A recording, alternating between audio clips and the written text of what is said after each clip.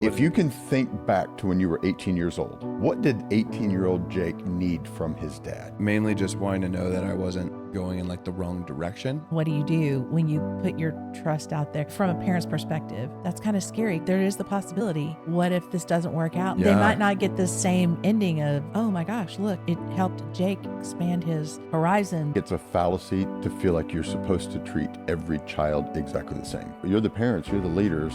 You have to figure out, how do I help my child get the most out of where he is or she is? Something that your parents have shown me, and I think both of us a lot, even today, like your parents have really made an effort to call us anytime they recognize anything. It's like we're working through our own stuff and we've realized like we made this agreement, we have this generational thing, whatever it is. Can we pray through it? Can we work through it? Let's get rid of that so that your kids don't have to deal with it. I want to instill into my kids of like, mom and dad are not perfect and we're going to make mistakes all the time. We're doing this for the first time, and I want to be able to apologize to my kids and just make that normal, like it was normal in our house. We are going to interview today the producers of our podcast, and not just the producers of our podcast, but if you watch The Deep End, is our son and Jake's podcast. They produce that podcast too. So you're going to want to tune in. It's as much Heather's podcast, because if it weren't Always. for Heather, they wouldn't be having the guests that they're having. If it wasn't for Heather, they wouldn't be It's married. very, very, very true. Most people don't know that, but it's very true. Yeah. Yes. We all have our own roles that we do, and Yeah. it's a fun time. It is a fun time. It is a fun time. So instead of you guys asking the questions, Right. we get to torture you and ask you the questions. Fun. Wonderful. So- Really great. Yeah. I just want to give a little background because you guys are newlyweds. You just celebrated your first anniversary, and you are high performing individuals. I feel like you probably always have been. We've known you probably longer than we've known of you, Jake. But you guys have both been instrumental in some of our son's companies, and you still are, you know. So you're just a really cool couple and a lot of fun to be around. And so welcome. Oh, thank Thank you. you. Yeah. Thank Yeah. you. That's That's so cool. kind. Yeah. Yeah. We paid them to say that. Right. Yeah, you do. Actually, we pay you to say that. Truth be told, I mean, we're just gonna keep it real, you know. Oh my gosh. So, yeah. What do you have to say, really fast, And this is before we jump into like the meat of the issue? The issue. This is- issue. What We're an did we issue. do? The What did we do podcast. this The time? podcast is the issue. Well, based upon the time of this recording and when it's launched, we're kicking off SEC football too. oh, you have to bring that. College up, don't you? football is in full swing, which means I feel like we get should the take a big poll. green egg going, get the chicken wings going. I wonder how many people who steaks. watch our podcast really care about SEC football. What do you think? If they don't matter. Whoa. Maybe we should cut that out. We'll cut that out. I don't know. I feel We'll like see. we should. We should. Please make a note. Cut that out. And he didn't mean that. So, okay. I want to start. I'll ask the first question. No, you ask the first question because we talked on our last podcast. We had really addressed a lot of dads. So maybe the first question you could have. As a near dad, Near dad. No. I don't even know if there's a baby in the womb yet, but Yeah. Sure. That's going to be that's a One day. that's how rumors get started. Yeah. One it day. is. Right. No, what we were thinking is, talking to you guys about how did you get where you are, what created the mindsets of it. Part of it is, looking back on your future or looking back on your past, which created your future. What would be some things? I'm going to give a kind of a broad thing. What would be some things that you would say you've really loved that your parents did? What are some things that you wish they would have maybe done differently? And then looking at couples that your age that don't maybe have a great relationship with their parents. How have you managed boundaries in a healthy way? How have you managed to put your marriage first, business, career? That's a really loaded question. This is going to Many- take about 45 minutes just to get through this question for us know. to both process this. It's going to be great. It's going to be broad. Yeah. So, but great. it's like, this is why we're looking at, digging into Yeah. what makes the soupes the soupes. So I guess my first question to you, Jake, if you can think back to when you were 18 years old, Yeah. what did 18-year-old Jake need from his dad?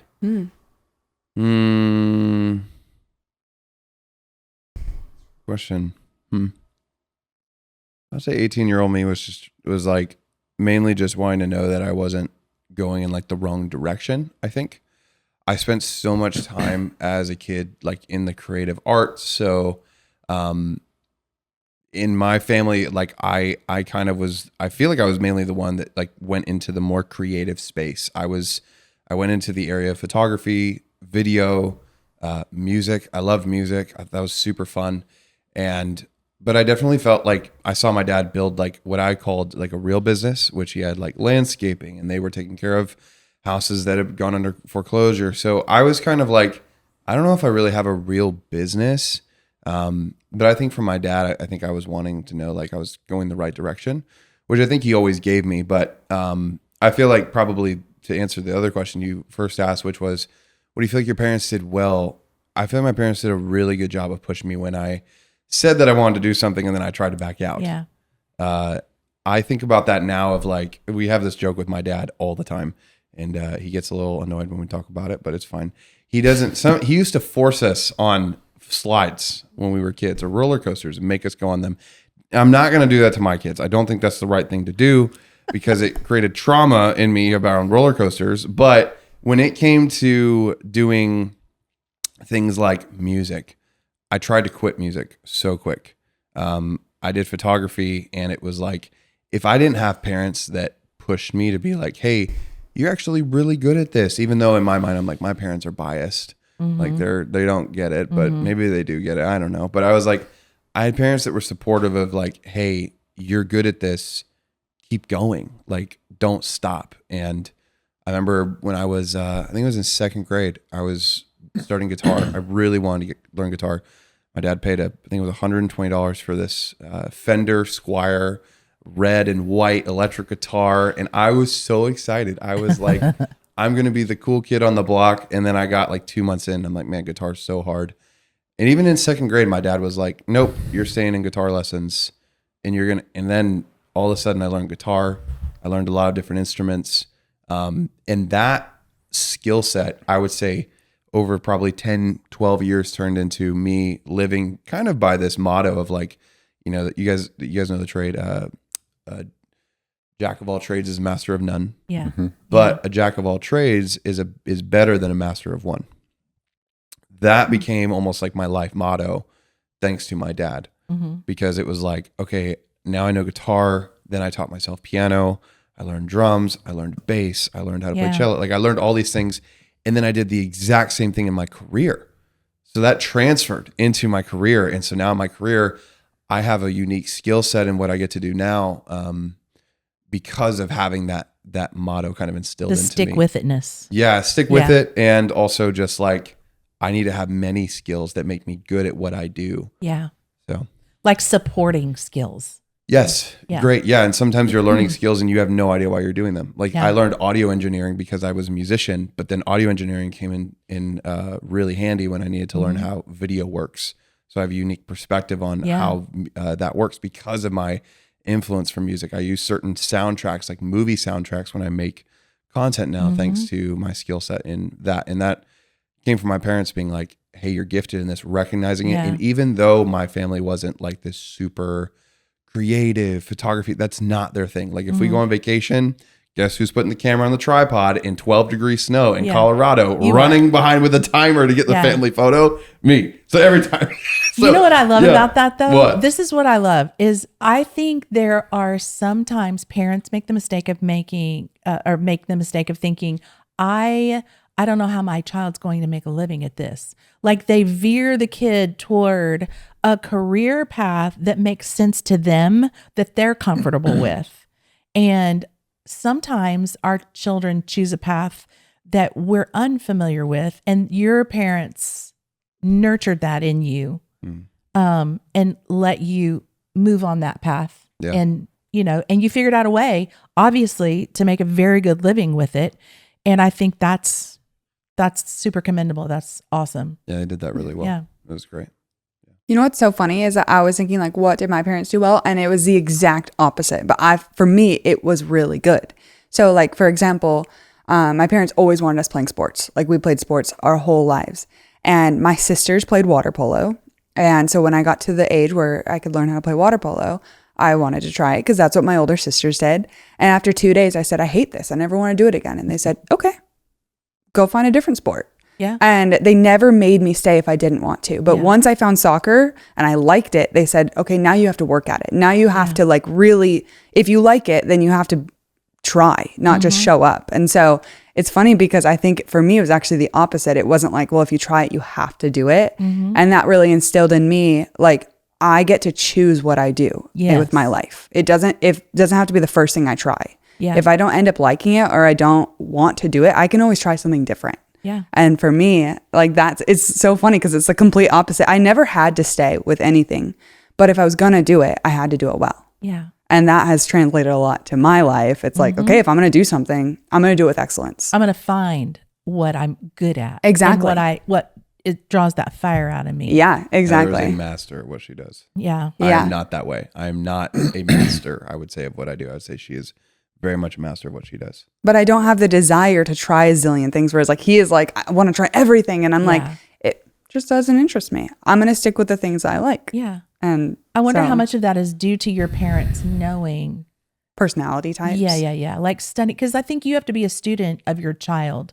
Like you guys are going to eventually have kids and you'll understand like what it means to study your child and figure out what about your personality, how can I come alongside and, you know. So it's going to be interesting to see what you guys choose to do when you have children that are maybe starting something, because from one perspective, you're going to finish it. And the other perspective, if you don't like it, don't do it. So how do you two come together is going to be really fun to watch. Yeah. Right. From our perspective, what we did is our boys, if they started something, they had to finish it.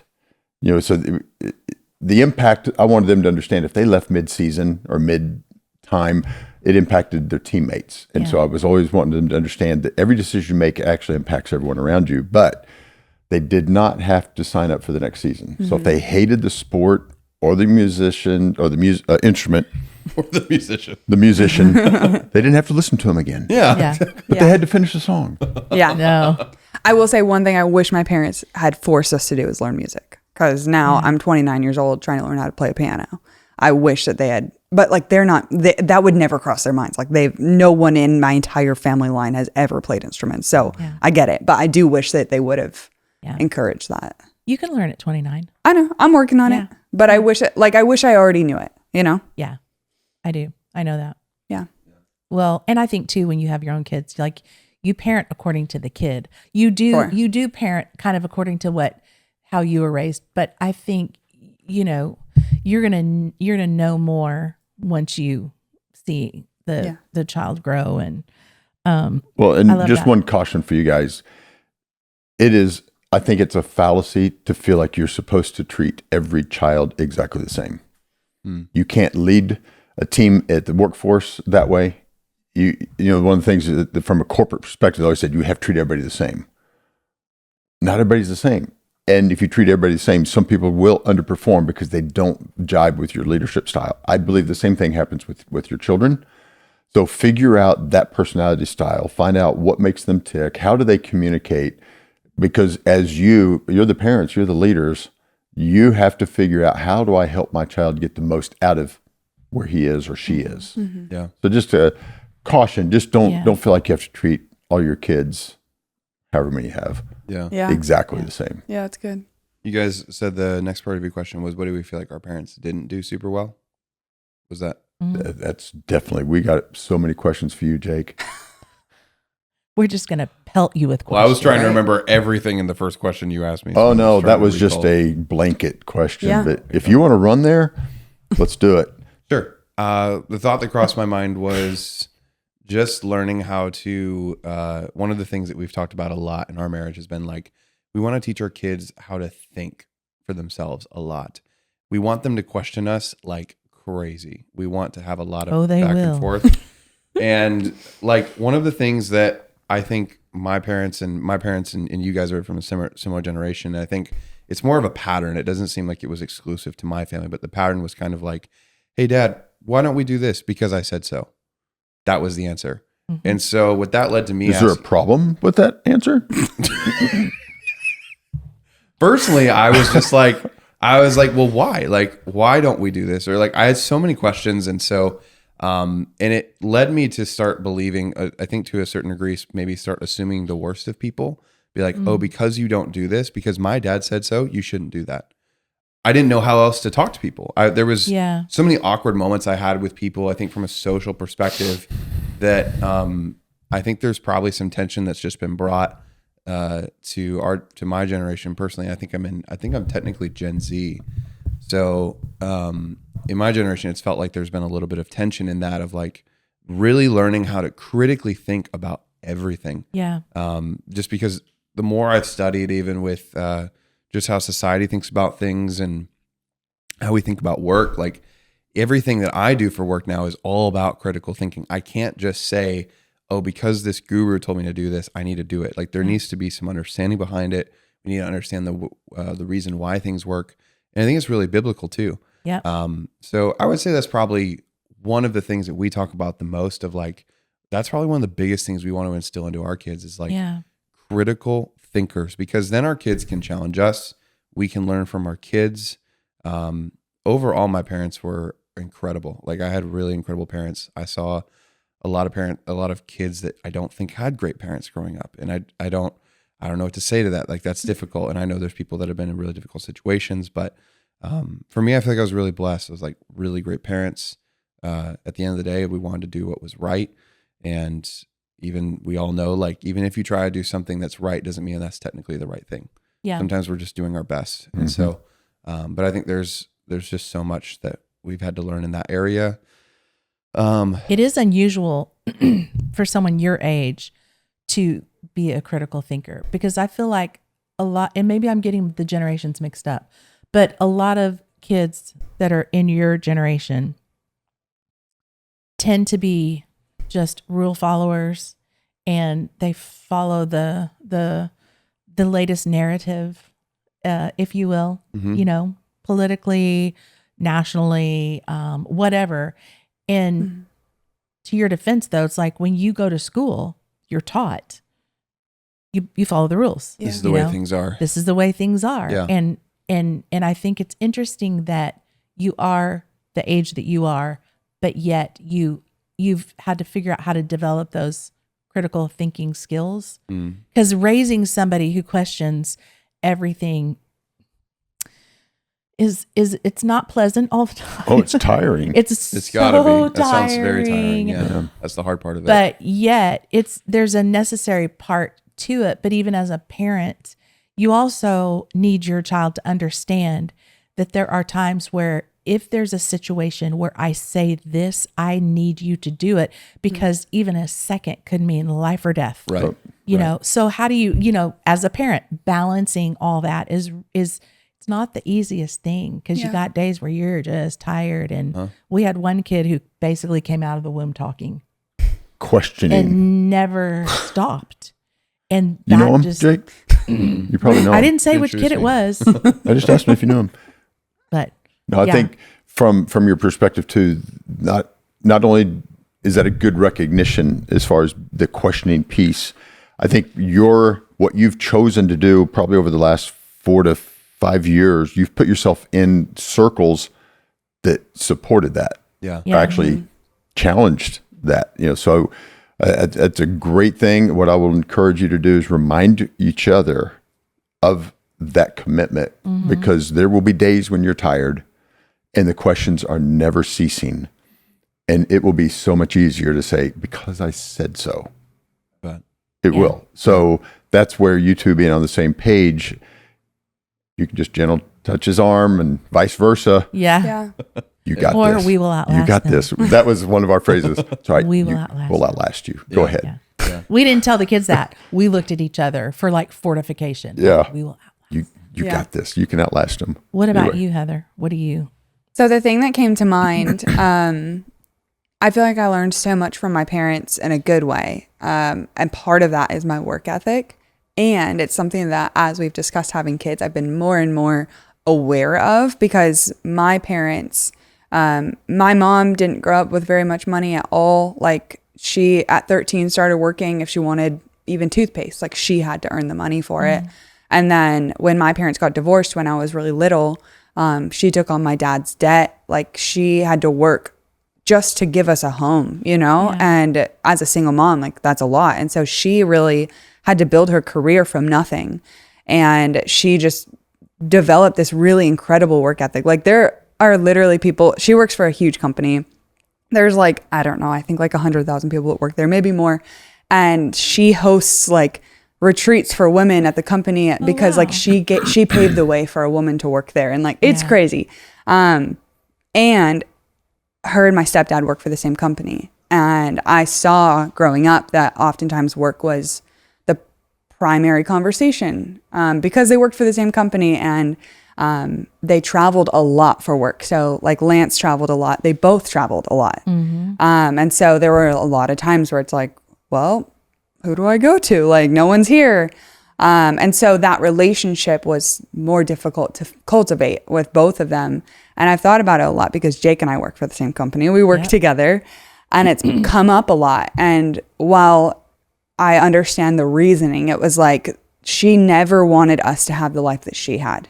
She always wanted us to have whatever we wanted. If we wanted new clothes, we could have it. If we wanted a nice house, we could have, you know, like she worked to give us a better life. And in doing that, there was repercussions of like, where's my mom? Where's my stepdad? Yeah. When are we ever going to talk about anything other than work? Yeah. And so I have been really thinking about that a lot for us is like, how do we build these routines and these habits of getting out of work mode? Because it's so prevalent.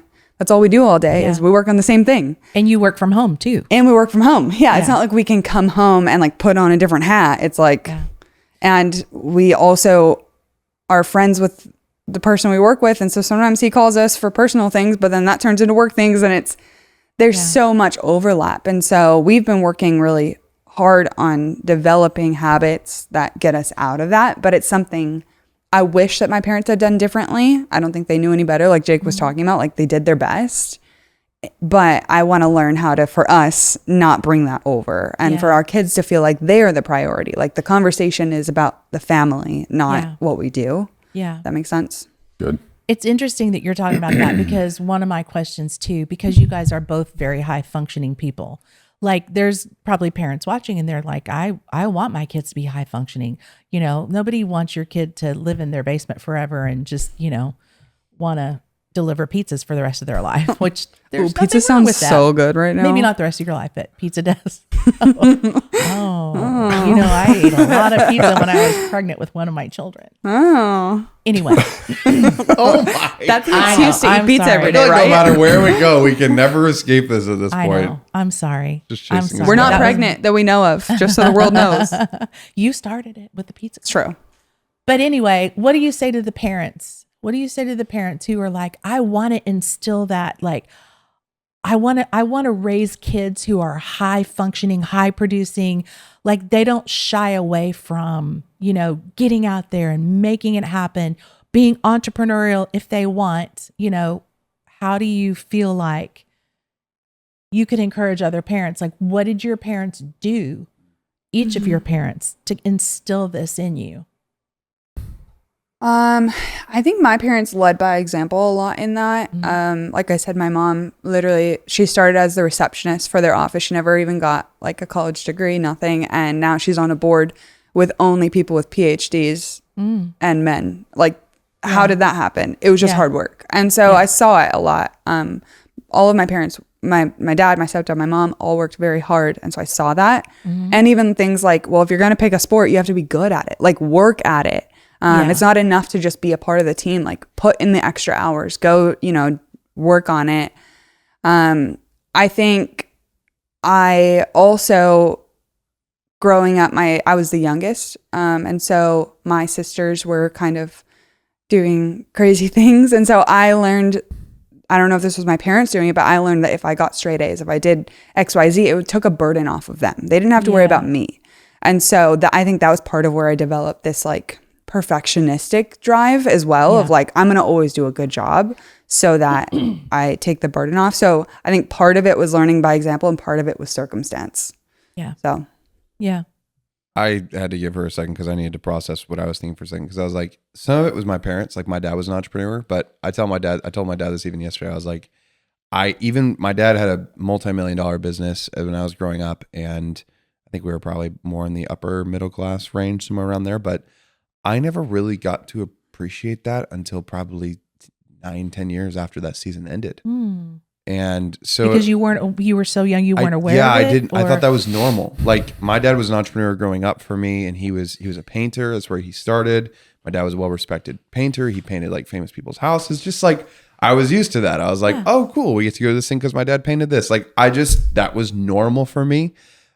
So when I reflect back on like the area of like, oh, I became an entrepreneur, I did things like I would do door-to-door sales like crazy. And I was just kind of motivated by things. But if I can go deep for a second on a transparent level, because I've had to reflect on this a lot.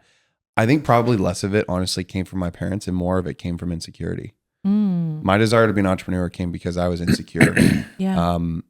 I think, and I don't know if you tell me if this is not relevant, but for me, I was driven by insecurity to become an entrepreneur. I was driven by insecurity to go from one job to another and get the next highest paying job, because my entire life growing up, I didn't know how to deal with the fact that I felt like I was always an outcast no matter where I was. So I wanted to climb the ladder and I wanted to be the best. That was always my goal. Is I wanted to be able to do what everybody else couldn't. I wanted to be what everybody else couldn't. I wanted to make the money that nobody else had. I wanted to have the car that nobody said I could ever have. Like, I think so much more of my entrepreneurship came from my insecurity rather than my parents, which the more I've studied, the more your insecurities come from the things that your parents struggled with and wrestled with. And so that's actually been a really cool journey that I've been able to share in with my family. And I'm just so grateful to have like a family that has been open to hearing this stuff and been willing to talk about it and have hard conversations. And by no means are we perfect. But every couple months I'll be like, oh man, this thing that I'm doing in my adult years, in my mid-20s, like this is unhealthy. Dad, where did you struggle with this? Mom, where did you struggle with this? Like I remember one of the insecurities I dealt with was like, I'm not good enough for anybody to celebrate me. And I remember, I think this was last year, like every year since I moved out, my parents were always so good about celebrating birthdays for me, but I almost took a little bit of pride in that every year when it was my birthday, I would isolate. I didn't want to talk to anybody.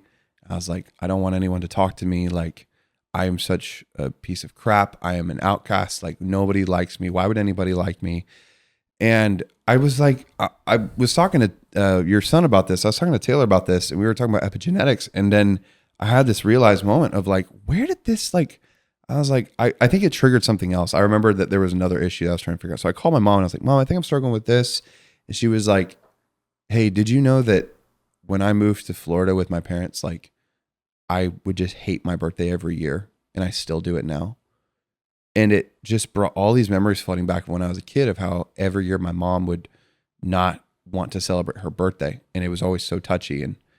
And just even that insecurity would reinforce the agreement that I had, which was, I'm not enough. I'm an outcast. So I need to work harder. I need to be better. I need to do better. I need to make more money. And that came as like, it made me want to do that insecurity made me want to do two things. One, it wanted me to make the people who felt unseen feel seen.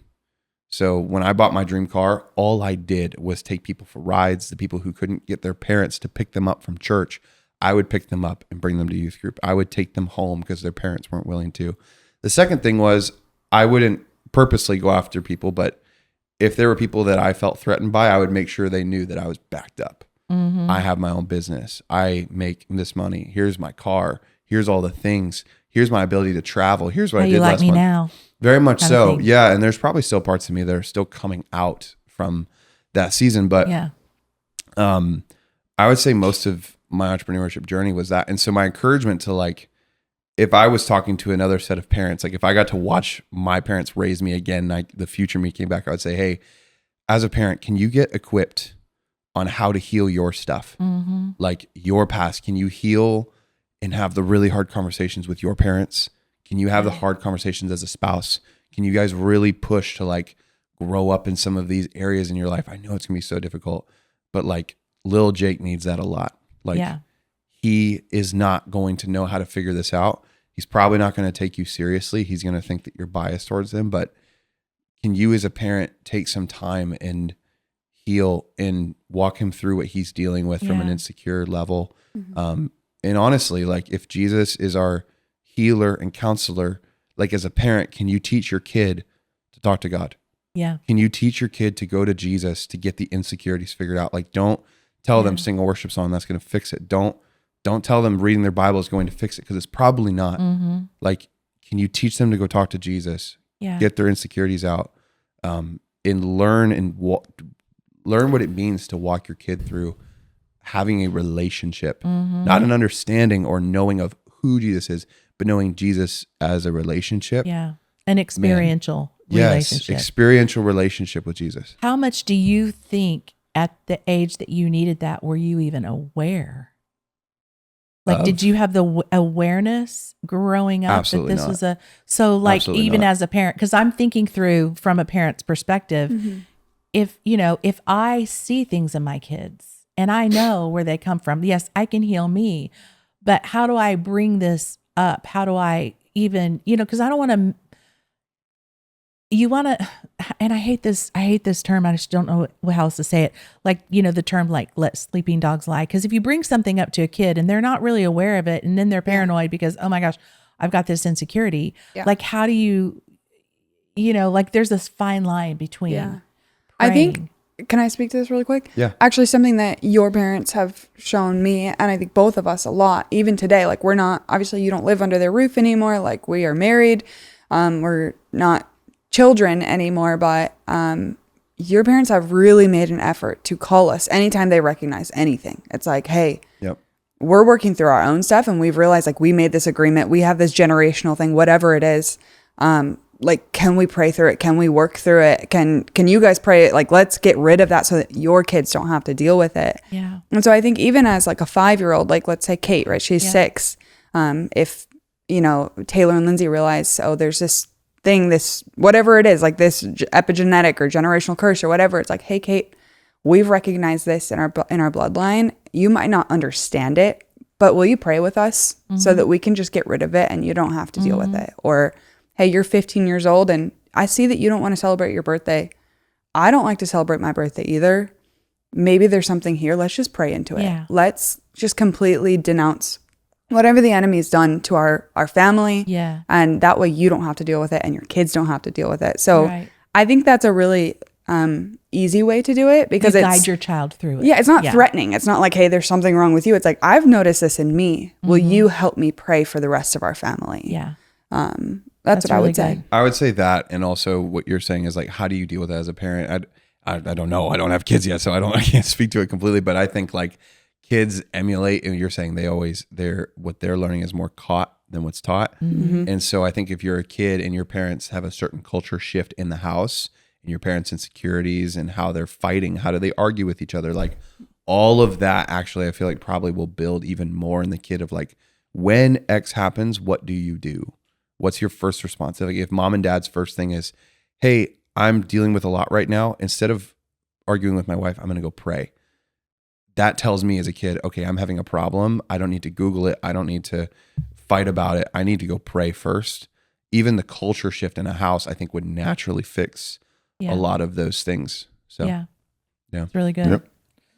That's really good. And that's really helpful, because I always feel like, there's certain things that, as a parent, you don't always know how to deal with, but children being the ages that they are, even up into some teenage years, are more easily led than maybe adult children. Because Totally.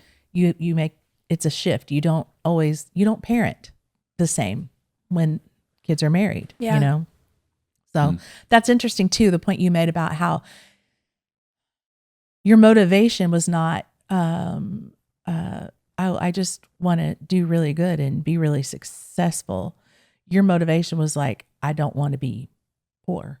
Like I want to, like it's like the negative. It's like we've talked about how like is our motivation to stay married and have a great marriage because we want that, or are we going to do the things just so we can avoid a divorce? Like the pathway to get there is a different motivation. Yep. And that's interesting. The difference, you know. I want to piggyback though on something you'd said is telling your encouragement to any parents that are watching this: heal yourself, get healthy. I think it's easier to talk about than to actually put the work in to do it. Oh, for sure. But I think your message on that is if we as parents don't get ourselves healthy, it's still going to have an impact on our kids. Yep. Whether we're aware of it or not is completely irrelevant, right? Gravity works whether you agree with it or buy into it. Yeah. If you don't get 100%. healthy, not only will it impact you, but I mean, just your encouragement, I think is light years beyond your age. But it's like, man, that just makes so much sense. Yeah. Get healthy, put in the work, and know that there is a trickle down effect. You get healthy, and you now have created almost like creating a whole new trajectory for your family and your family line. You get healthy, much better chance your kids are going to be able to begin to walk in that also. So For that's sure. good. And I would say like something I was thinking about the other day, even on this subject, is like, I cannot tell you how many times I dealt with that, because it wasn't just because I was the kid I was able to change it. I didn't know it was a problem until I got so much pushback when I was probably 19 or 20. And it was because my first thought in my head was like this program code would run in my head, almost like a script in like code in a computer. It would be like, well, they're probably wrong, was always my first thought, rather than what if I'm wrong. There's a podcaster out there that talks about, he's like, instead of me being like, well, I'm probably right and they're probably wrong, he's like, well, here's this, but I could be wrong. And obviously there are times where you need to stand on truth, but that has been just that starting point of like, what if I'm wrong, helps me so much, not only to find out the stuff that's wrong with me, but also even in conflict resolution with Heather. Like even on our podcast, we talk about all the time. I think Heather said there's, what did you say on the short? You were like, there is no room for offense when curiosity is present. Yeah. And that's been such a good lesson I've learned from her, because Heather will literally, I'll say something that's boxed in my little paradigm of what I know, and she's like, well, why does it have to be that way? And I'm like, Here like, we because go. I am the one that's struggling with this. Like she has lived what I'm saying much better than I'm speaking it. But that place of just being curious changes so many things, and life Yeah. is so much better that way. Like it allows you to get new friends. It allows you to figure out what's wrong with you. And then I get excited when someone's like, Jake, I have feedback for you. I'm like, tell me. I'm like, please.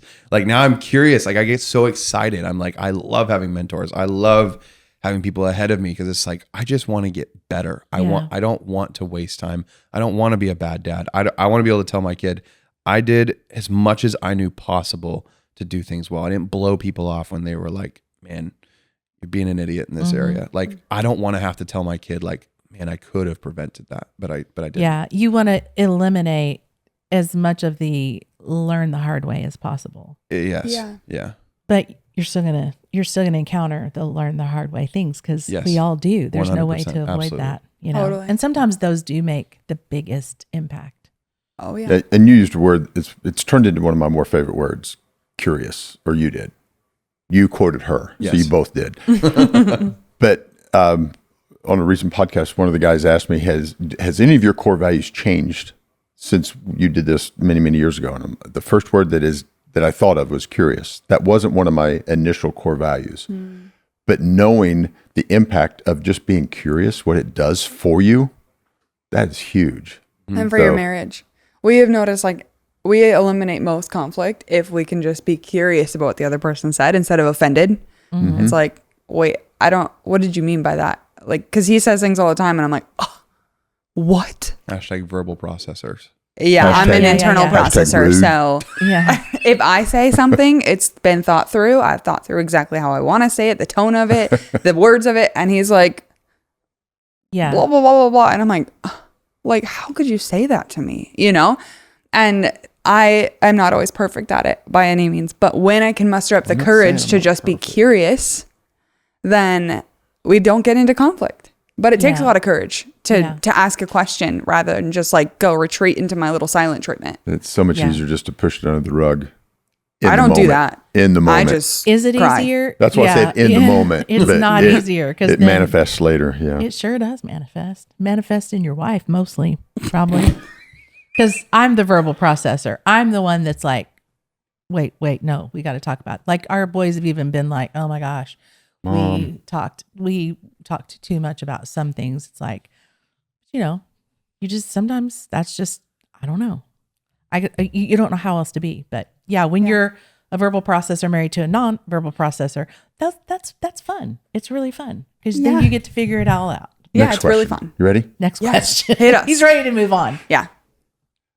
What are 3 to 5 things that your parents did while you were growing up and into adulthood that you would absolutely say, we were going to replicate this? Like practical things, like when you have kids. Yeah. I'll go first with one of them. We have some ones we talked about recently. We talk about things a lot. Yeah. So one that I definitely would replicate, I think my stepdad did the best job of this out of my 3 parents. He taught me how to do a lot.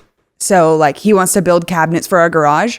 He would do it with me. He would show me, here's how you measure. Here's how you drill. And he would let me do it and he would help me. And he taught me how to tile floors. Like he wasn't, he was never like, oh, I'll just do it. It was like, I'm going to teach you how to do it. And you can ask me questions along the way. We can take as long as you need. But I was 5 years old helping him do things around the house. Yeah. And not that every girl has to learn that, but for me, it taught me like, I'm allowed to ask questions. I'm allowed to learn things. I have someone who wants to like invest into me learning. So now when I look at older people, if they don't want to teach me anything, I get like, it's weird. I'm like, why don't you want to spend time teaching me something? Like, don't you see I don't know it? Yeah. And so we talk about that a lot of like, it was just so helpful for me. Now I know how to do things, which is a perk, but I learned that like I'm supposed to be learning. Yeah. So Yeah, we want to instill skills into our kids. Like she's had to teach me how to do Practical, things like paint. I didn't know how to paint. There's so many things And that your dad was a painter. my dad was a painter. I didn't know how to paint. I just learned how to pressure wash recently. I did a little bit of mulching growing up. I knew how to do landscaping, but there's so many things that I didn't know how to do, but we've talked about that a lot of like, we want to teach our kids the skills that we have. Like I want to teach my kids the psychology of like sales, and I want to teach them the psychology of how content works and why it works, and like so that they can communicate with people better, and like conversationally, how does that work? There's so many creative things I can teach my kids really quick. I can teach them the basics of music. There's a lot of things. There's so many things that Heather knows how to do that I don't know how to do. Yeah. Recently, I just had to figure out, how do you epoxy plywood? That was fun. I'm going to teach our kids. Have we ever epoxy just little plywood? things. No, because that's in my bucket. Bucket. I don't care bucket. Oh, I don't care bucket. Nice. Yeah. Nice. Now, So that's the cold smoke thing. cold smoking. Yeah. I would love to teach my kids how to cold smoke. yeah. And my steak. stepdad taught him that. Yeah. It's Yeah, just her like, stepdad taught me how to make cold smoked steak, and now I have people telling me it's the best steak they've ever had. yeah. So that's one thing for you that No, you want to you go. replicate. My thing would be, I want to teach my kids what my parents taught me. It was so helpful. We talk about this all the time. It's a biblical thing, but it's like obey all the way, right away, happy heart. It's Yeah. such a good, simple framework for kids to learn how to do things like all the way. Like if you slack off, don't expect it to be great. Do it right away. Do it right now. Learn to be obedient right now. Because that way, when God tells you to do something, you don't miss his timing. Like, and you can't mess up God's will, but you should go when he tells you to do it. And then the other thing is happy heart. Anytime Heather and I, it's been such a good indicator for us. Like if I say, hey babe, do you want to do this? And if she's like, she says yes, and she'll do it all the way, but then she doesn't have a good attitude, I will just stop everything and go, what's wrong? Like you talk about being a student of eyes, dude, her eyes say way more than her mouth does. So, because with women, you don't know. With women, sometimes they say one thing, but they want to do another thing. But that's like a big... I don't need anything for my birthday. I don't need anything. Right, exactly. This just But happened. if you don't. There's a funny little side. We went on a cruise for our anniversary, and I was like, well, I still have to get him a gift. Like, it's our anniversary. And then I gave it to him, and he was like, I thought the cruise was the gift. I freaked out. Anyways, just a funny little... Did it hurt your feelings that he didn't get you a gift? No, I literally didn't think about it twice because, like, I knew that he was going to think that. I just wanted to get him a gift. Is one of your love languages gift giving? I do like to give gifts. Yeah. I don't care about getting them as much. I like to give them. Okay. It's funny. Yeah, but I do like when he comes home with like flowers. So I don't know if that's gifts or acts of service. This was a good gift, by the way, babe. Yeah, I got him this watch. This was Heather's gift to me. It was a nice, Oh, beautiful watch that a I've been Rolex watch. No, I don't. I don't really like Rolexes, but We're not quite there yet. I just don't like them. I don't Yeah. want one, preferably. But Anyways, nice. Yeah. Anyways, all the way, right away, happy heart in terms of obedience is so helpful. I Yeah. think our kids that's going to be super helpful. Yeah. yeah. Just piggyback on that real quick, then go back to you. But there's an old saying that's if you don't have time to do it right the first time, you definitely don't have time to have to redo it. Oh, that's Yeah. really good. That's a really good line. It makes so welcome. much Yeah. sense, but it's like, man, you hear can- stuff like that. You can and you're have like, it. Oh, thanks. That's free today and today only. Yeah, it's free on the show. What else?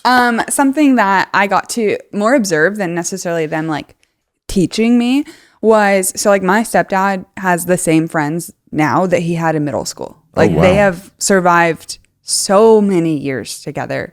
And yeah. And I got to see what that did for our, like those are like my aunts and uncles, you know, they're not by blood, but I got to see what that did for our families and all of the families involved in that. We did yearly vacations together. They're still the people that if anything happens, I could call any of those and they would be there in a heartbeat. They would fly across the country just to support me. And so I really got to see the value of maintaining relationships and putting in the effort to maintain them. Almost none of them live in the same town anymore, but they still are best friends. Wow. And I Yeah. got to just watch what that looks like. And for my mom to come into that and like she's close with them and for them to just really be like open hearted to anyone who came into the fold, but still so intentional. What it looks like to keep up with people, what it looks like to care about them, to go visit them, to take the time and the money. And that was really important for me to learn just from watching. Yeah. That's good. Yeah. That's good. For me, That's it would really be good. the next thing would be learning to apologize to your kids well and mean it. That Your parents do that well. Yes, they do it very well. There were times where my parents would fight as when we were kids, and my dad would be very intentional to take me aside and be like, "Jake, I'm sorry this happened the way it happened," and he would apologize very specifically for what happened to make sure, and he would check and be like, "Hey, is there anything else we need to make right?" And I think That's that's good. just a beautiful lesson that I want to bring to our kids because I want our kids to know, like, hey, mom and dad are not perfect. Yeah. Like, I need my kids to know that. Like, just because we are older, we don't have this figured out. Yeah. I want to instill into my kids of like, mom and dad are not perfect, and we're going to make mistakes all the time. We're doing this for the first time, Yeah. and then they're going to do it. Like, I want to be able to tell my kids, like, all right, just wait till you're a parent, you'll figure it out. Like, and I want to be able to apologize to my kids and just make that normal, like it was normal in our house. Yeah. That's good. Yeah. I love that. This is actually might be the most important, so I don't know why I didn't start with it. But so my mom and dad got divorced when I was, I think, 3 or 4. And then my mom got remarried when I was 5. So very like, I basically just had 3 parents always growing Yeah. up that I can remember. I don't remember anything before that. And my parents did such a good job of keeping that unit together. It was 3 parents, not like 2 and 1, or it was 3 parents. Like if we got in trouble, me and my sisters, all 3 parents came together and decided on the punishment. Oh, yeah. Neither side ever spoke ill of the other, Yeah. even during the divorce. Like even my dad has passed away and my mom will still not talk badly about him. It was just something that they never went to court. They just decided on their custody agreement by themselves. They never drug us through the mud. We never, if we didn't want to stay on like the agreed with a parent, they're like, okay. Like it was really like, what do we feel more comfortable with? Not like, what do they want for their ego, which I see a lot. Yeah. They did such a good job of putting us first. I love and that. everything it was in the background. They probably fought a lot. I don't know. Yeah. I never saw it. Like I never saw any animosity. It was full support all the time. They were at games together. The 3 of them would sit together. Like it was, I had 3 parents and that is so rare. I don't recommend getting divorced, but Right. for parents who happen to be getting a divorce or are divorced, I never felt like I had to choose a side. Yeah. I just got to grow up with an extra parent. Yeah. And that was so important for me. Yeah. And that's so rare, I think. Very. Because I feel like our daughter-in-law, Kaylee, comes from divorced parents. And, Yeah. But we witnessed even at their wedding, it's like, wait, these They were people all are- there. Yeah. The engagement, it's like it's just like everyone gets along. Like she had 3 of us, moms helping with the train of her, so it was like, I'm not used to seeing that because my parents divorced, but we didn't have, we were already adults. Yeah.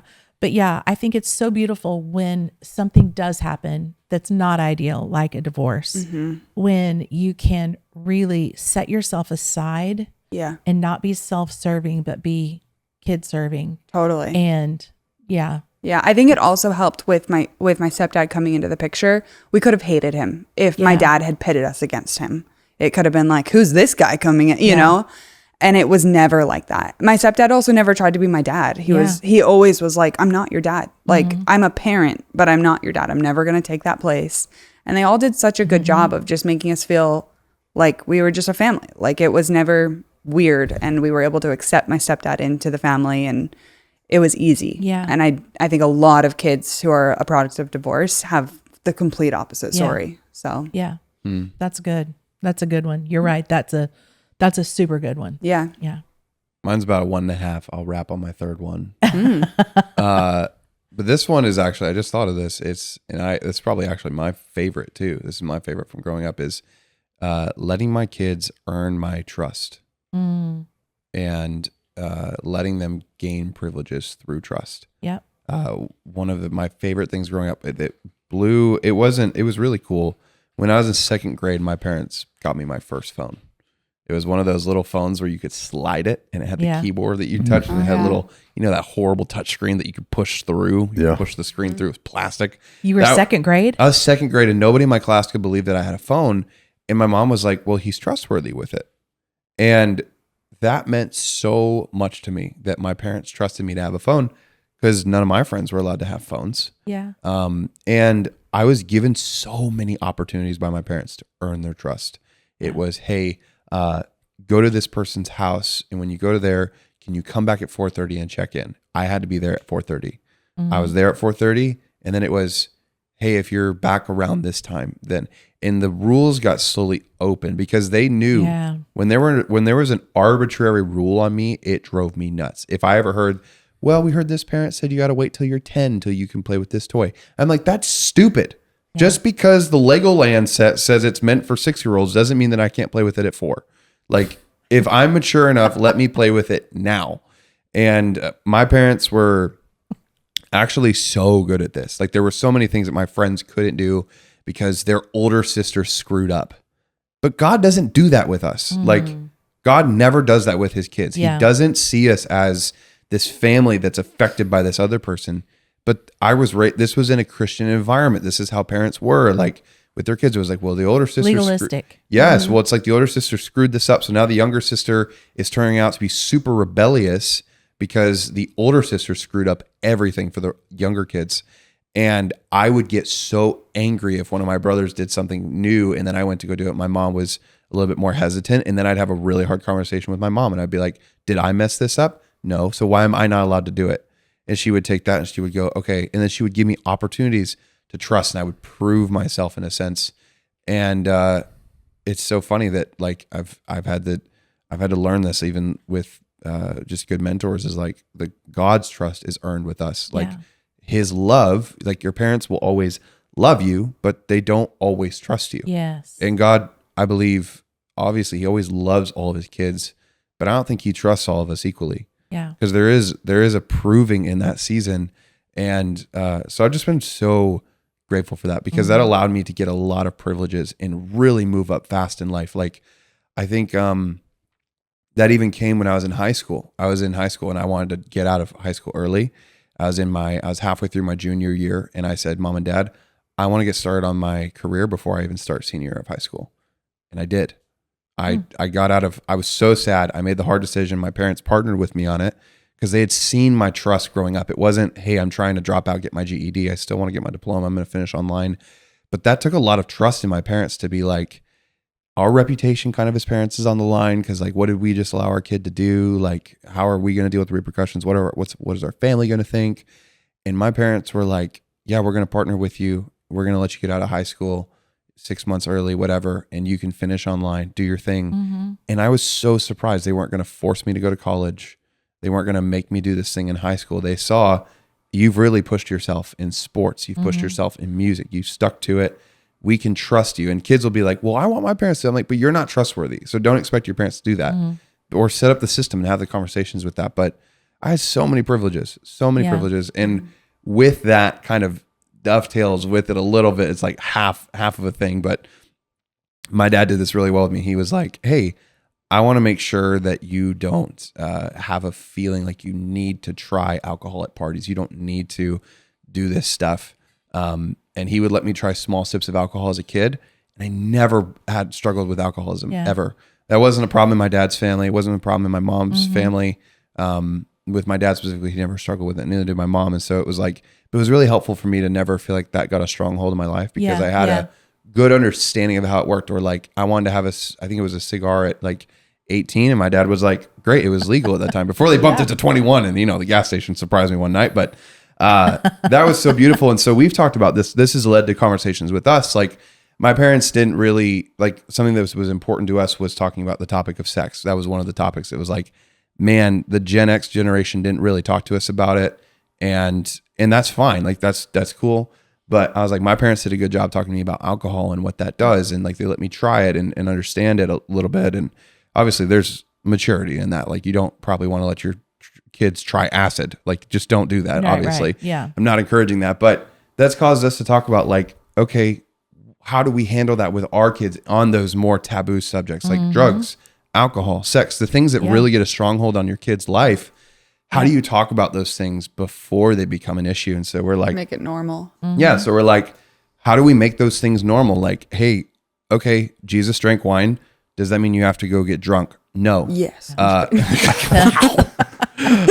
drugs. Like how do we teach our kids to look at like, hey, caffeine is just as much of a drug as nicotine. There's all these different things. Like, how do you pick? What does the Bible say? How do you look at the nuance of that? And then even with sex, like what happens if something comes up on a movie that we haven't seen in a theater? What are we going to say to our kids? Are we just going to be like, don't do that. Don't look at that. Or are we going to go, isn't that beautiful? Yes. Like, okay, great. But like, here's how you think about it and get our kids acclimated to those types of things. Yeah. To really just give them healthy perspective. Yeah. Like that's been our goal as a result of that conversation. Yeah, you kind of yank the cover off of the things that stay covered in the dark, and then so they don't so need to scary. explore. They don't need to be curious about these things. They already know it, and yeah. It sounds like for both of you, one of the keys. You didn't specifically mention this, but the ability to communicate with your parents, huge. Yeah, that sounds like both of your parents were willing to do that and invested and. We don't hear that all the time. A lot of it, you've seen a lot of these comments that come in from young adults. They don't have the ability to have good, solid communications with their parents today, which probably didn't before. So did you have another question? Well, I just wanted to go back to when you talked about your parents gave you privileges, options, to become trustworthy. Yeah. Like, do you remember a time that you were not trustworthy and what was the repercussion? Oh, yeah. So I was filming a video. I think I was 17, maybe 18. I was trying out for a music video competition. It was a $5,000 competition. I was making a music video of someone else's song. And I went to downtown. I told mom and dad, I'm like, hey, I'm going out. Dad was like, be back by 10. And I was out filming. And I mean, I put my heart and soul into this video. I was filming for 8 hours straight. I was asking strangers to help us with stuff. And we ended up trying to get this one shot that we needed that was in a restaurant, but it wasn't dark out and it wasn't getting dark till 9. And we had other shots and other things we were doing. And I was trying to figure out how do we do this? And I think we ended up not being able to even get the shot because there weren't enough people around to do it until like 12:31 in the morning. So I'm literally just waiting outside this restaurant for more of a crowd to gather. And I finally get the shot with the stranger and stuff. And I go home and my dad's like just furious. He's like, where have you been? And I'm like terrified. I'm like, I'm losing everything. I'm so grounded. I can't actually tell you what happened. I don't really remember everything that I lost after that. I probably got grounded or something. I don't know. I don't know how that works. I don't remember. But I just remember like that put such a sunken feeling into me. Like Yeah. I betrayed my dad. But in the moment I was pissed with him. I was like, why didn't you just understand that I was Yeah. working hard? Like, don't you understand I'm trying to make $5,000? And I didn't. I didn't win the competition. My video sucked. But it wasn't even close in comparison to the best one. But at first I was very defensive. But Yeah. afterwards I was like, yeah, I just kind of screwed myself over. My first thing was very selfish. I was like, I screwed myself over. Then the second thing of like, okay, I just really broke my dad's trust. Yeah. Like, Yeah. that's really sad. And that's come up a lot with me and even my adult life and how I walk with God now of like, God gave me this beautiful thing and then I used it for the wrong thing. Mm-hmm. And at first I'm like, why did you take it away? And then I'm like, oh, you trusted me with this like really special, precious thing. And I threw it away. Like I didn't value it as much as you did when you gave it to me. Yeah.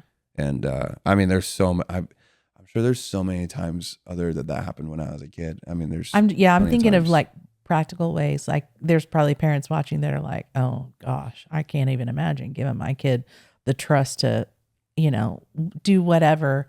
But, then what do you do when you do and you put your trust out there? Because it's, from a parent's perspective, that's kind of scary because there is the possibility that what if this doesn't work out they might not get the same ending of, oh my gosh, look, it helped Jake expand his horizons and you know what I'm saying? And then how do you deal with the repercussion of that and the disappointment and then just make you as a parent shut down and be like, no, never again. Yeah, that's serious. That could be seriously traumatic. Like getting your kids to understand like the real ramifications. Like if something does go wrong, do you understand like how big of a deal this is? Yeah. I feel like you just have to start small.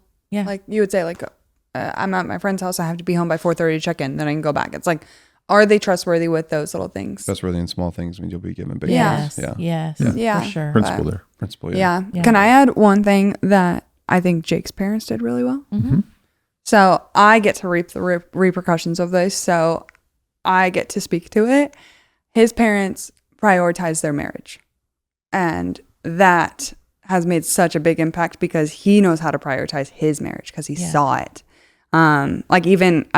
Jake's dad's literally in the room right now. But they're visiting us right now. And last night he said to Jake's mom, he said, "You're the most spoiled person I know." And then he said, "I'm so glad I get the honor of getting to do that for you." And it's like, that's his deepest desires to serve his wife. Yeah. Obviously the Lord, but like his wife here.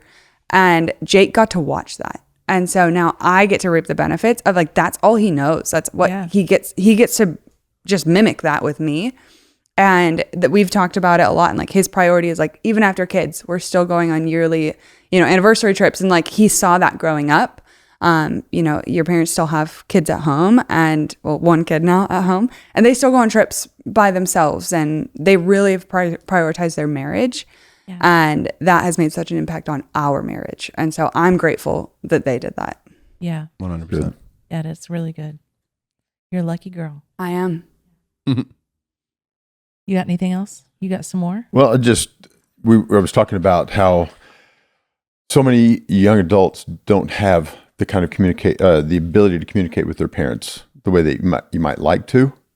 So what kind of boundaries do you two feel like you've kind of needed to put in, even though you have a good relationship with your parents, what kind of boundaries have you put in around your marriage with regards to extended family? Extended or like our in-laws? Parents, your brothers. Well, we have date night where no one can talk to us. And that is a boundary, whether people know it or not. Like your brother calls us a lot while we're on date night. He just happens to call us. Worst timing. Like it's not like he tries to. He just happens to call us while we're on date night. And that's, we just don't talk to anyone on date night. That's like our time. Do you leave phones in the car? You leave phones as much as we can. Yeah, we'll leave phones at home on date night. Yeah. And when we go to bed, our phones don't stay in Yeah, the we room. don't sleep with phones in our bed or in our room. Yeah.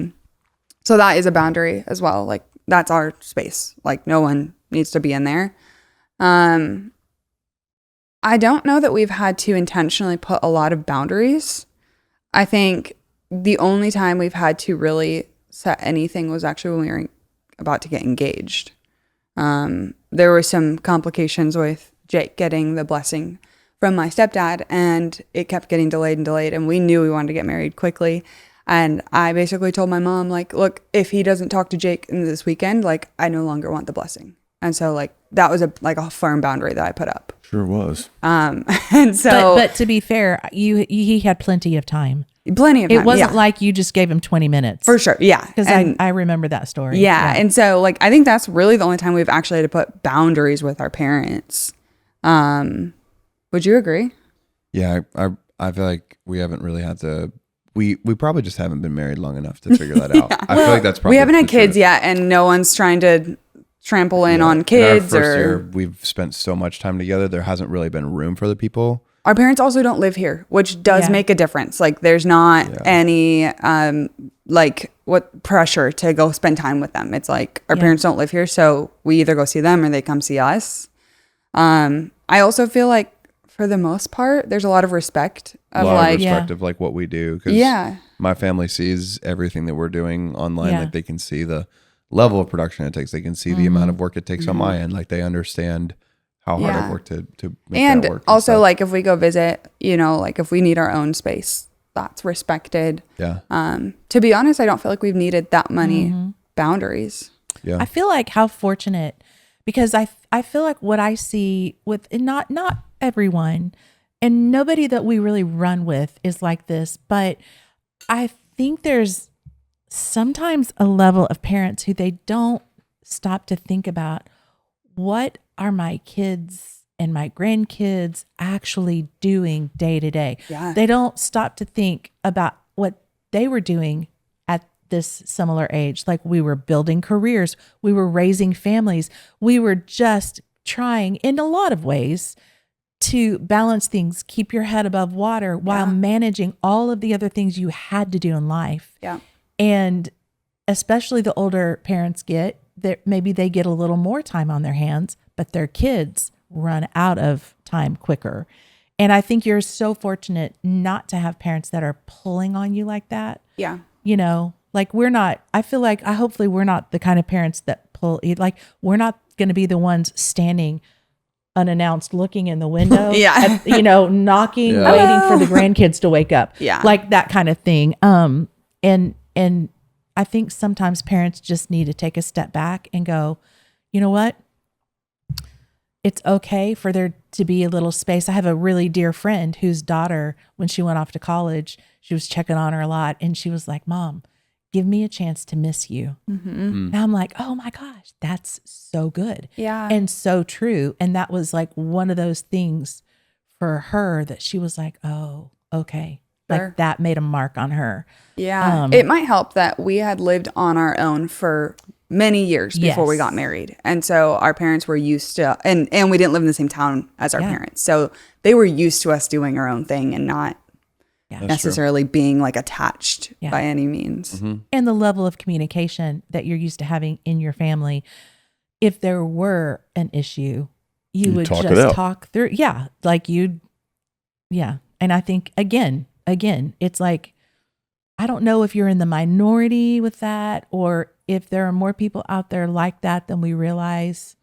I don't know, but Yeah. I do feel like it helps when the parents have also prioritized like what they have going on. Yeah. When they're busy, like all of our parents are busy. Yeah, yeah. Like Yeah, they have they're their own doing life. their own thing.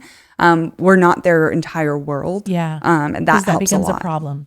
Yeah. That becomes a problem when the parent's entire world revolves around. Because I know people who literally grew up and they really didn't have a lot of friends. Yeah. And their whole world is their kids. And Yeah. that's problematic because it just is. 100%. Yeah, I feel like there's a respect there because of, I think everybody knows like where our priorities are. Yeah. Like I think we've shifted a lot maybe over the past 5 years from going more like, work-life balance thing to know this is priority.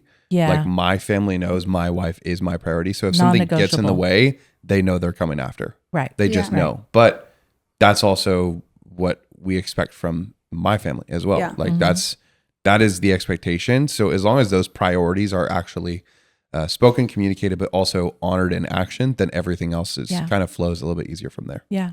Yeah, for sure. So I think that's probably prevented a lot of things. Yeah. But I feel like we've had to have some hard conversations where honestly we've had immaturity in how we've handled things. And my parents have literally been like, hey, we actually felt a little bit offended by you and how you guys handled this situation. We had to go, okay, what did that look like?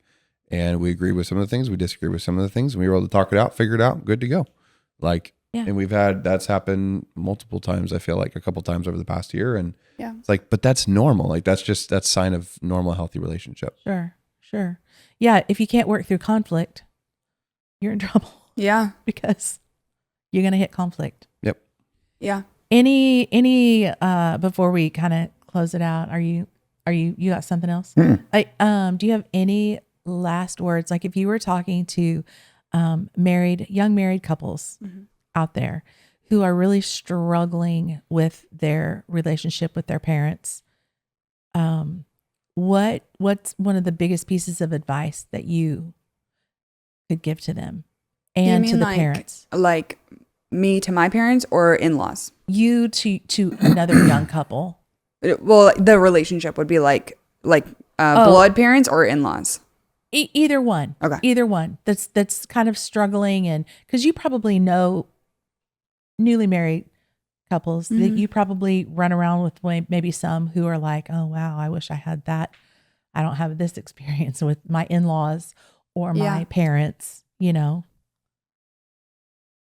It's so hard because so much of it has to do with how the like quote unquote adults handle themselves in this situation. So it's hard to speak to every situation. Like we have different relationships with his parents versus my parents, like because of how they acted, and good or bad.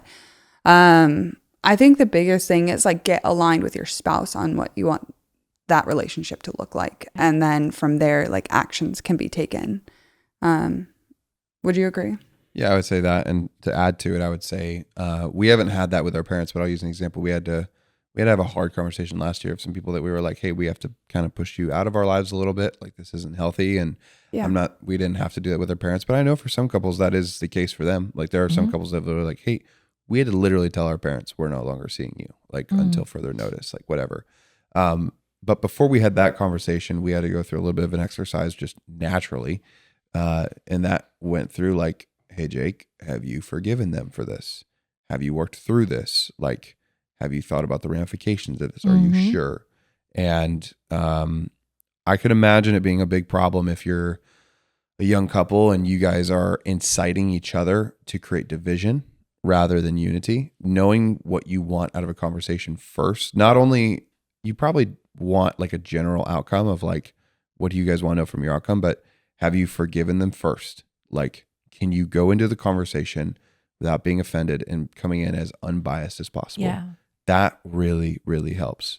And then also, obviously just knowing what you want out of the conversation and being open to whatever that outcome is. Because at the end of the day, if your goal and you say it's, we want to be unified, but all you're doing is creating division, don't expect anything other than division to come to your family and to come to your relationship. And if you do that with other people, you'll also do it with your spouse. So we have to do this a lot. Like if I'm upset with Heather about something, I will likely forgive her first, and then I will talk to her about it. Unless it's something where I'm like, I really need to talk to her about this. But that doesn't really happen. If you can catch offense early, you can really prevent it from doing a lot of damage. And I would say, lastly, do it fast.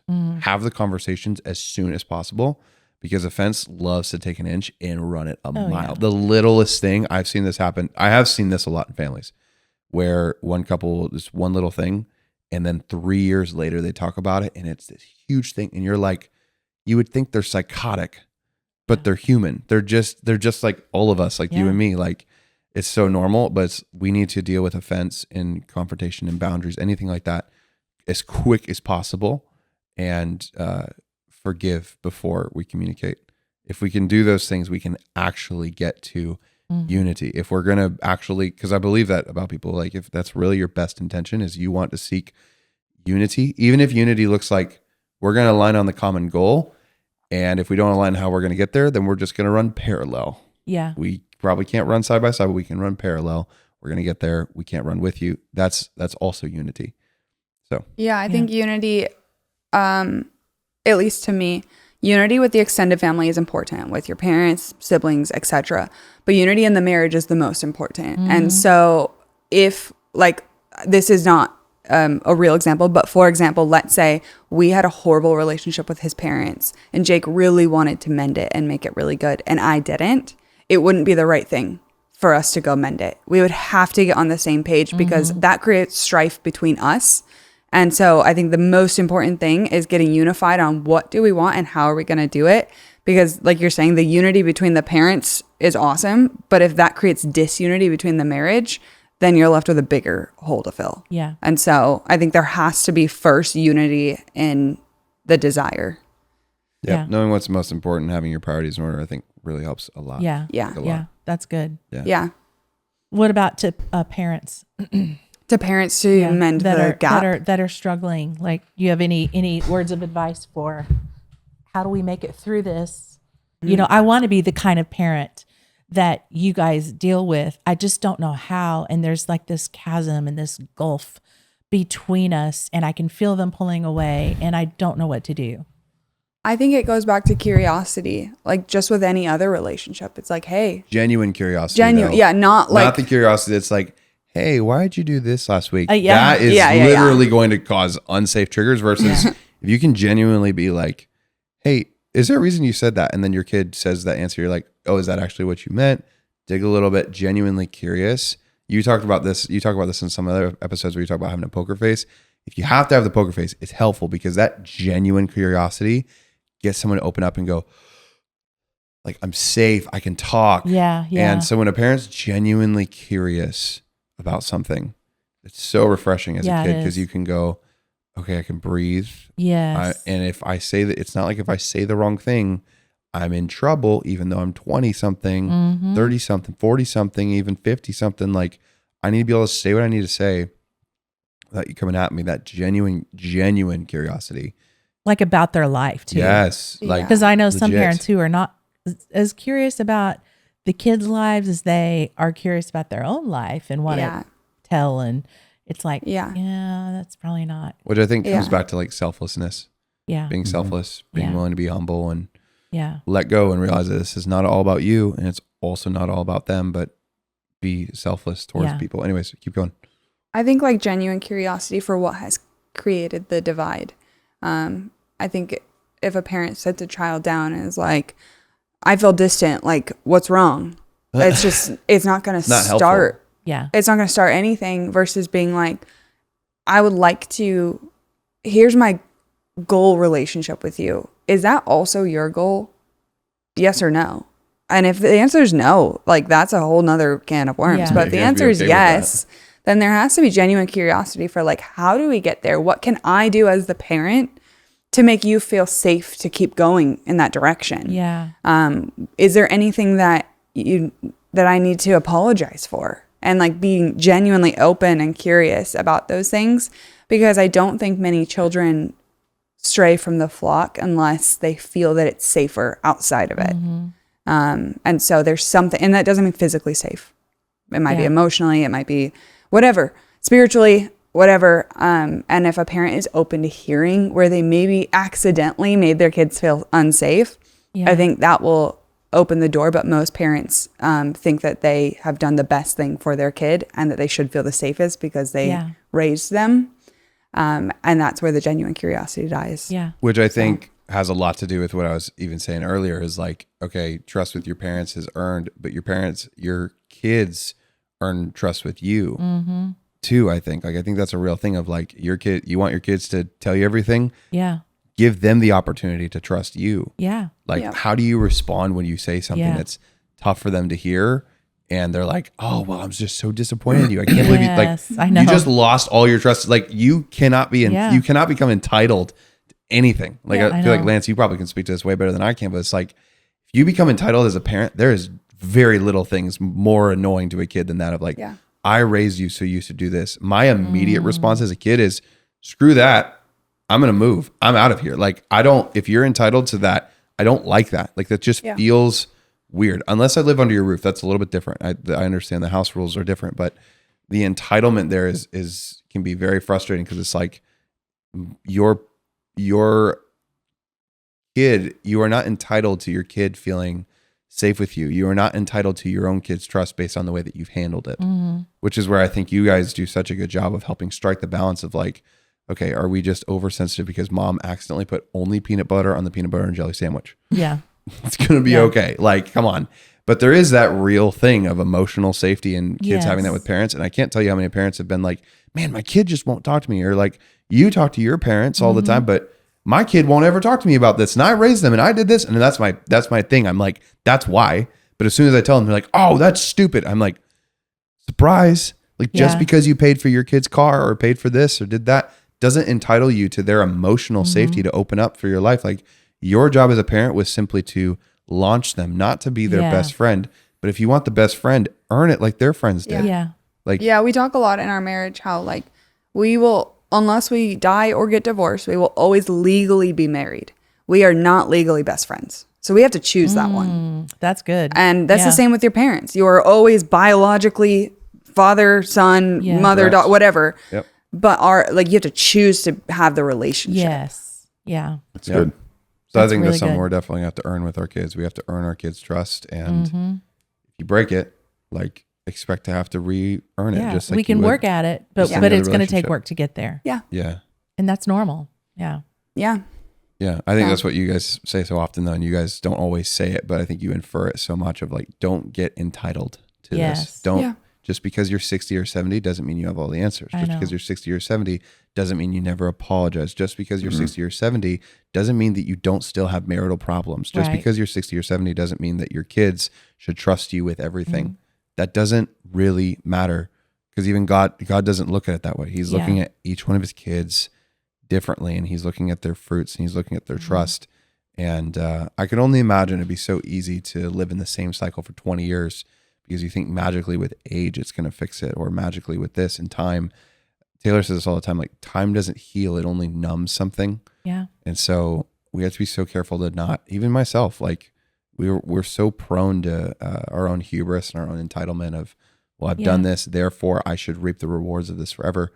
A farmer never does that in this field. He always goes, all right, I got my season, I got the reap. Now I have to sow again. Like, that is what the farmer does year after year. We should probably do the same thing in our relationships. Of, my wife needs to be able to trust me. She can talk to me. My kids are going to have to be able to trust me. Yeah. They can talk to me. And there might be seasons where they talk to mom about things. It just means they trust mom Yeah. more. Yeah. I don't think that it has to be the way society looks at it as like, oh, they always tell mom because they trust her more. It's like, how did dad respond? How did dad do that? And so I just want to believe that anything is possible. Yeah. And not have any limits on it. I think in our generation too, sometimes honor can be misconstrued, or entitlement can be misconstrued as honor. Mhm. Because yes, you want to honor your parents, but that doesn't mean that everything's a-okay. Yeah. And Yeah. Honor can and see. access are different. yeah, Like, you can honor them, but they don't have to have access to you. yeah. That's very true. Mm-hmm. Especially people you disagree with and you come in conflict with. We've had this. That was one of the situations we had in the past year. We had somebody we've had to honor for what they do and who they are and their thing, but they don't have access to our lives anymore. Yeah. Now it's difficult. Like, and I've handled seasons like that very incorrectly, but that's a very good distinction. That's a great distinction of honor versus access. That's so good. That's really good. That's really good. Yeah. You guys feel good? Great. Yeah. You have Really any fun. little pieces of advice for us? I mean, you hear all of our advice all the time, don't you? It's so like good. every time we record, like And it's great. it is great. I feel like you guys are just a really, really cool couple. Like I think that despite your age, and I know you hear that all the time probably, but I feel like you guys are so self-aware, and you've talked about prioritizing. Like, this is a non-negotiable. Our marriage is a non-negotiable. I can look back at our marriage, even the early years, and that wasn't the case with us. Like, we did some things that I think both of us, if we could go back, would do things differently. So I feel like you guys are on such a healthy track of, many, many, many more years. And I know life happens and all, but I feel like your foundation is very strong and very solid, you know, and it's a beautiful thing to see.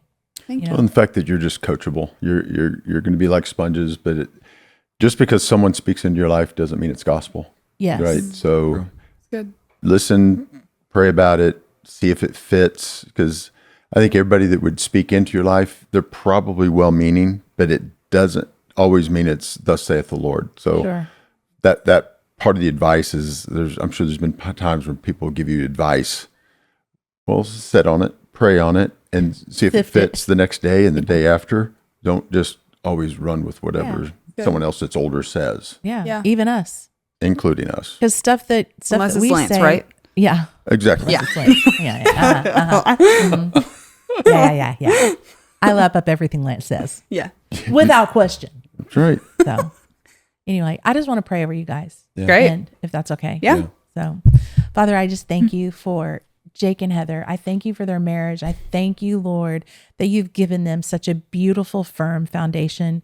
That, Father, you brought them together, Lord, and there's such a beautiful purpose for their lives moving forward. And Father, I just ask that, God, you would just impart just such a special blanket of peace over this season of their lives. I know they're getting ready to move into like a busy season. And I just ask, God, that you would multiply time back to them. Lord, I pray, Lord, that the prioritization of their marriage, Father, that they would implement that even in this busy season, Father. I pray against overwhelm. I pray against burnout. And Father, I thank you, God, that you're going to keep your hand upon them. I pray, God, for who the children that are coming, the fruit of her womb. And I know it's been a little bit of a joke, but I know we're all sitting back and waiting for this. But I pray, Father, that you would just ease them into this next season, Father. Ease them into the season of parenthood whenever your timing is. And I just thank you, Lord, for the example that they are to so many people around them. And I ask you to bless their marriage, bless their relationship, Father. Bless their business, Lord. Bless everything about their lives that they do. And I thank you, God, that you're keeping them so tuned into you, God, that they just won't ever move to the right or the left. They're just going to stay straight on the path, Father, that they hear your voice directing them in. And I just thank you for them, Lord. Amen. Amen. Thank you. Thank you. Thanks for being on the show. Yeah. Thanks for being a guest, for producing all the things. So, all right. Well, ciao.